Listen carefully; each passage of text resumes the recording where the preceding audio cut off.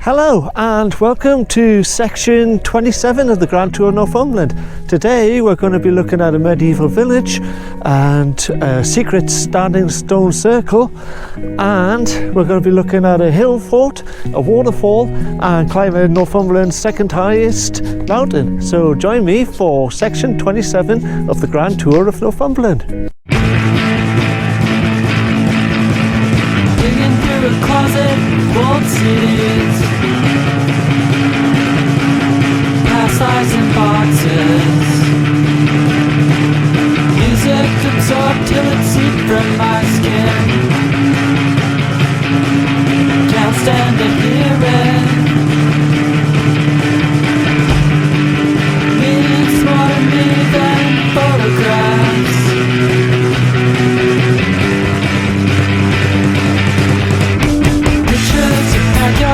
Northern sunsets are all that exist in my mind, especially the lines and daytime sprinklers, spider webs on a grey wooden fence. I remember the comedian.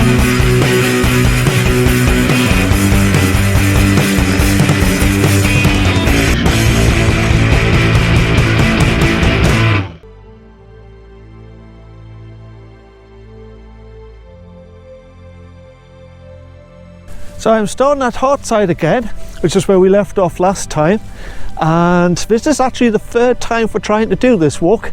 Hopefully I'll get it completed today. The last two times was raining really heavily and I was with my daughter and her waterproofs didn't stand up to the task, so we had to abandon it both times. So let's get going. So first of all, we're heading back down this road, back where we had been before last time. And we're going to head across this way. So over there is Cunyan Crags. So this here is Greenside Hill, and we're going to take this path here. And we need to aim for the corner of the field on this side. You need to be careful because it looks like the path goes down that way. Don't go that way. The path actually goes around this way. It's much easier. I actually have a new camera today. I'm using a GoPro 9. I want to film in HD. I normally do in 2K, but the computer can't cope with it on the GoPro.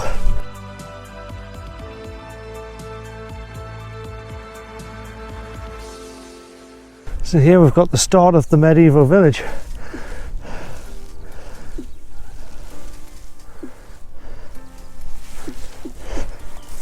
See the walls. So we're inside a building at the moment. It's long since gone. And I can get a decent view on there.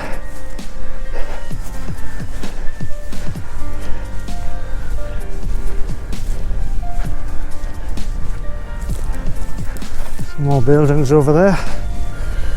And the stones are. See, that would have been a double cottage there. You can see one cottage here, see the walls, and then this is separate, second cottage here. Houses over there, over there. This is like a main thoroughfare almost. Across the street, another house here.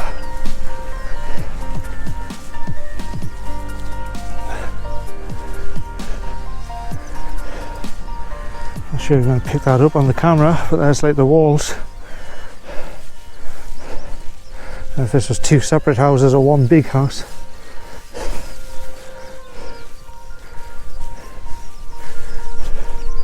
You got more houses over there.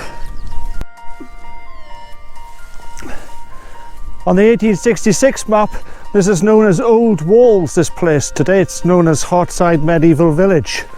What its original name was, nobody knows. We have no idea. And why it was abandoned, again, nobody knows. It could have been from a Scottish raid, or It could have just been that they've moved away for better prospects elsewhere, because it's quite a harsh place, harsh landscape to live in. Originally there was 15 houses here, 13 in the main village and 2 just outside the village, and it also boasted a kiln for drying grain, we believe. Might get a better idea on the satellite image. But you see there's like more houses over here. Now what we're going to do next, we're going to head up to that sheepfold over there, because behind it there's something very special. A secret standing stone circle that's on no maps. When you come through the gate, it's very boggy here. Although we're heading that way, it's better to walk around the bog than through it. I learned that the hard way last time I was here with my daughter. And the approach to the circle, there's like boulders which are almost like gateways to the stone circle. I don't know if these were a secondary or third circle, or just like an entranceway to the main stone circle. It's really cool though.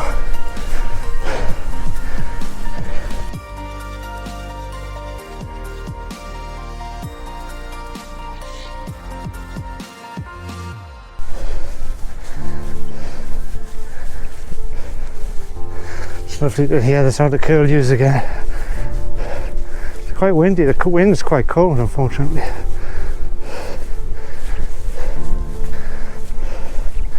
And there we go. Secret stands in stone circle.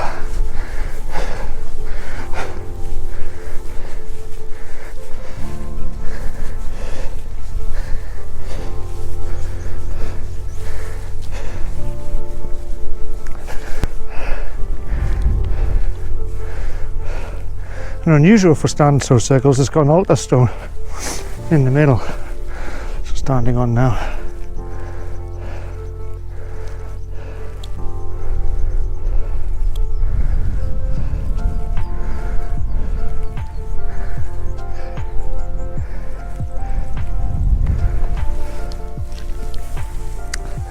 Now we don't know if this standard stone circle is a modern invention or whether it's an ancient standard stone circle.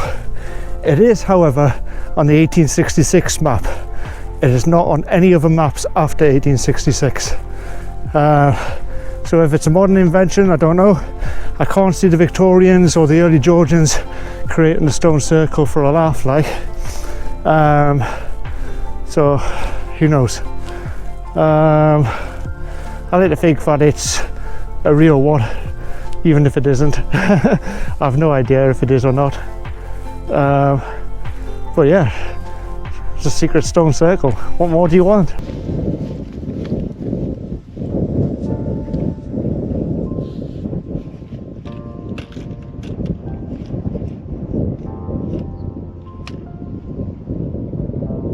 Okay, so we have to head back towards the medieval village, and then we head up slightly to Cunyon Crags and then turn left, and we'll follow another path to another secret place, which I'm going to show you.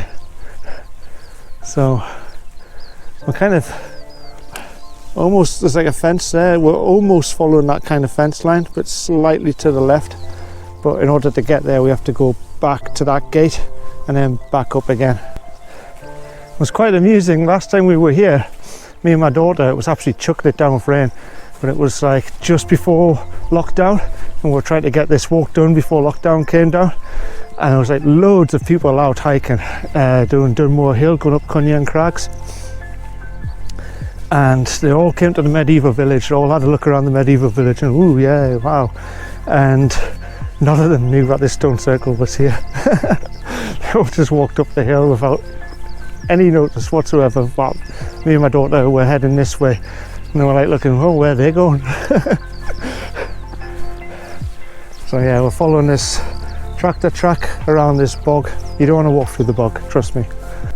This other sheepfold over there, I read somewhere that there was a small cottage there once upon a time. That was the old schoolhouse for Ingram. All the kids had to walk to there for their schooling. But I haven't been able to confirm it. That's the reason why I haven't really properly included it on the grand tour. If anyone knows anything about it, pop a comment down and I'll investigate it a bit further. But as I said, I can't find any evidence that there was a cottage there, and I can't find any evidence that it was a school. So back at the medieval village, it's quite handy. There's some walkers coming this way. There's some walkers that came the way I came, and then there's walkers coming that way. That's the path we're taking, and we're heading for that wood over there on the right. We're heading just behind that wood.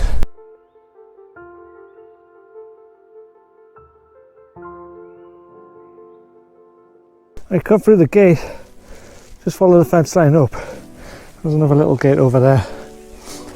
And here is the remains, supposedly of a Bronze Age village, but it kind of looks like it could be Romano-Britain because it's got a square enclosures.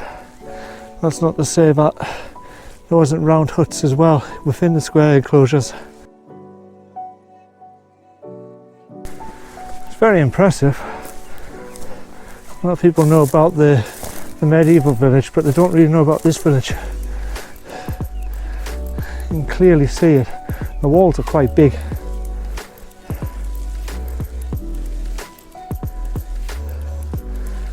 We're going to head to the corner of this wood here.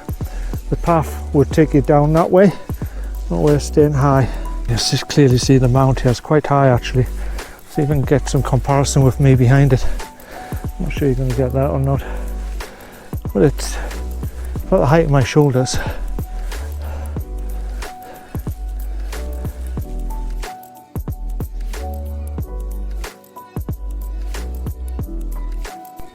Yeah, I don't think I could pick this up on the camera, but here it's like two rectangles. That's the remains of the original Hartside farm, the medieval one. We're continuing this way though.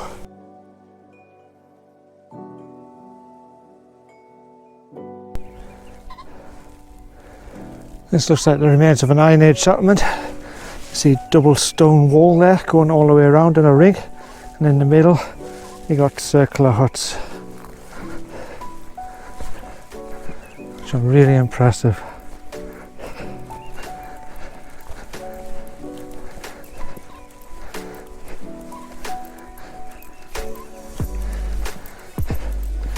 This isn't the main Hillfort either. The main Hillfort's over there.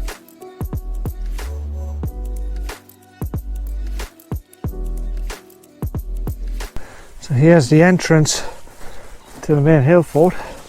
That's the outer wall, and you've got a larger inner wall here. I'll put a satellite image so you can get a better idea of the place.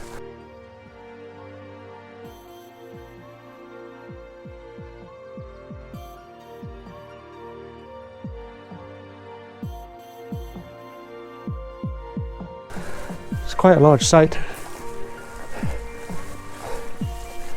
And then here's the inner wall, which is almost as high as me.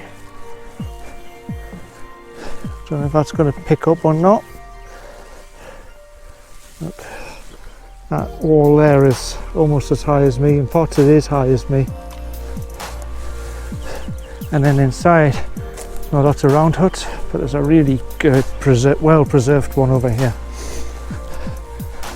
which makes the detour worthwhile to come and see this one. It's very well preserved round hut.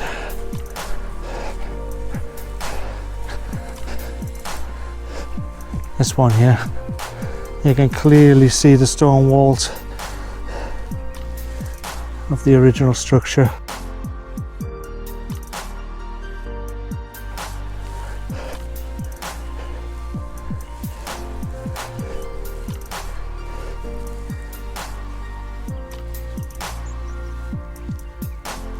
There's a little hollow here. I wonder if that was like a fireplace or where the post was to hold up the roof.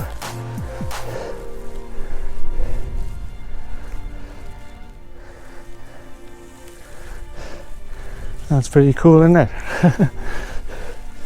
And no one comes here. It's just a very short detour on the way to the waterfall. Everyone goes to the waterfall, but no one comes here. Just like the standing stone circle. Everyone goes up to the medieval village, but they all miss the standing stone circle. So we're parked at Hartside. We've just come along that bridle way there, which would have gone to the Dord, which is like the other side of the stone circle. And then there's Linip Spout, which is where we're heading now. This here is Linip. It's owned by the Duke of Northumberland. And it's considered one of the top 10 shooting estates in England.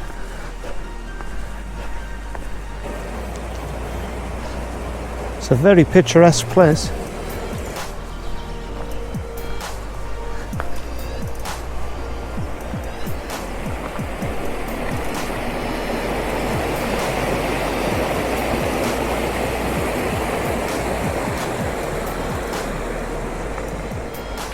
When you get to the side, you fall in it to Linip Spout. This way. I was tempted not to do it again because I was here with my daughter when it was in spate. I'll probably use the footage that I took when it was in spate because that's going to be more impressive than today. I mean, it'll be impressive today, but not as impressive as when it's in spate. We finished the waterfall, we're heading up there. Hedge Up Hill, second highest mountain in Northumberland. I'm really surprised that it looks like I've got the place to myself. And it's Easter Saturday on the bank holiday weekend, and lockdown just finished this week, like the restrictions for like traveling places to go walking. And look, there's nobody here. I'm not complaining.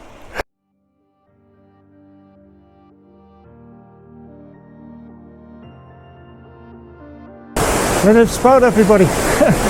I'll clip some footage of the last time I was here with my daughter. It was very impressive. That was back in January, I think, maybe February.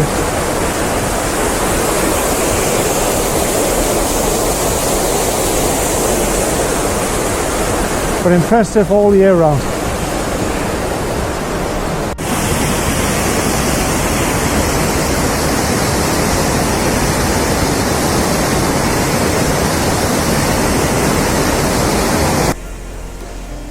So we're heading back up the side of Linip here, rather than the way we came down.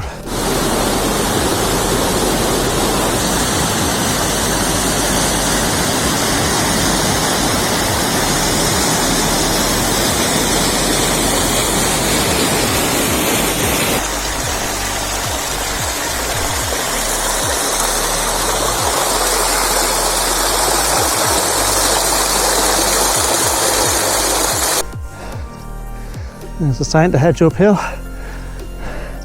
Through that gate, just follow the path up. It's only about a mile and a half to the top of Hedge Up, but it's a mile and a half for straight up. It's not far from the top now. Once you reach the fence line, it's just a short push to the top. There's a couple of hikers in front of me that I think they'd done more before. Ah dear, it's lovely to be back out in the hills again.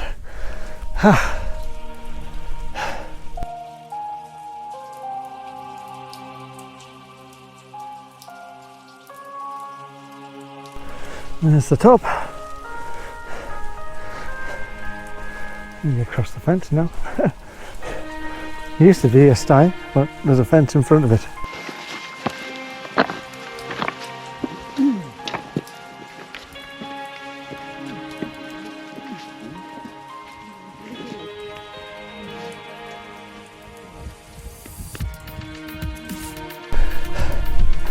The summit of Hedge Up Hill, everybody. The second highest mountain in Northumberland. Some really good views here.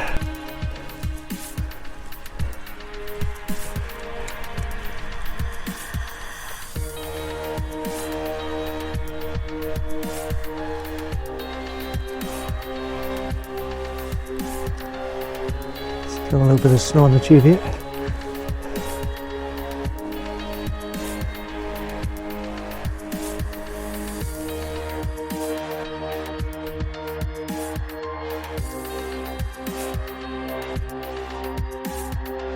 Okay, so I had my lunch while I was sat waiting on the top of Hedge Up Hill. I'm gonna head down here to Langleeford and finish the video, turn around, then I'll head back up and head back down again. I know. But, you know, it's got to be done. Fantastic view. There's Langleeford down the bottom there. And I'm going to head down. And the first set of crags is Long Crags, and there's Housey Crags, and then we'll drop down the hill.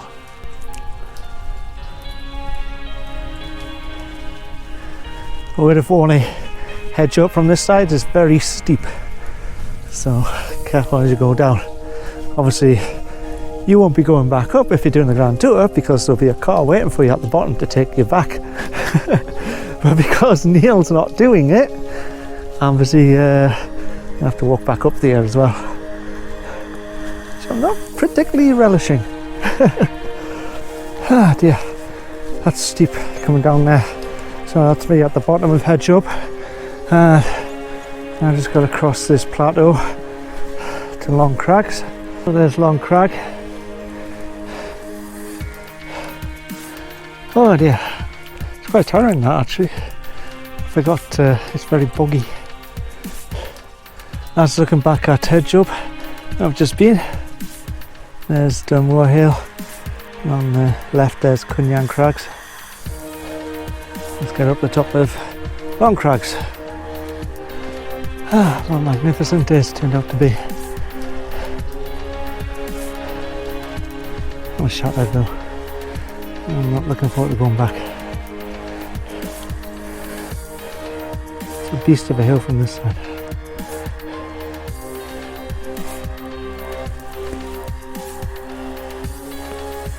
That's Housey Crags over there. I'll go next. That's Housey Crags. I'm not going to climb it. I've still got quite a way to go yet. Used to be a Iron Age settlement around here somewhere, but I'm not sure exactly where, and I don't think there's anything to be seen on the ground anymore. So I'm back at Long Crags. Nearly at the end of section 27. It's not half, it's about halfway for me. Oh dear.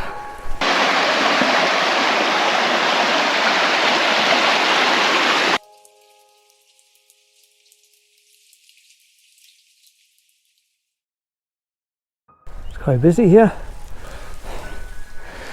So, this marks the end of section 27 of the Grand Tour of Northumberland. At least as far as the video goes. I'm shattered, but I've got to go back. So, how did I find this walk? I think if it was a lift here, it would have been perfect. A little long, but a little energetic because of the hill.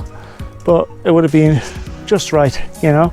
I'm a little bit tired now, and getting in the car and driving home would be really good. Unfortunately, I've got to go back. I've got to go back up Hedge Up and back down the other side, which is going to be really painful. I'm not going to kid myself. So if you liked the video, give me a thumbs up, hit the subscribe button, don't forget to leave a comment below. You know, I'm messing this all up because it's been a long time because of lockdown. Let's try that again. So if you liked the video, give me a thumbs up, hit the subscribe button for the next adventure. No, that's not it either. If you liked the video, give me a thumbs up, leave a comment below, hit the subscribe button for the next adventure, share with your friends on social media. See, we've got there in the end. And I'll catch you on the next one. Past lives in boxes. Music absorbed till it seeped from my skin. Can't stand to hear it. Means more to me than photographs.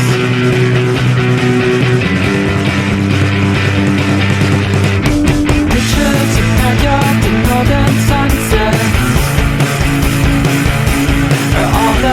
existence.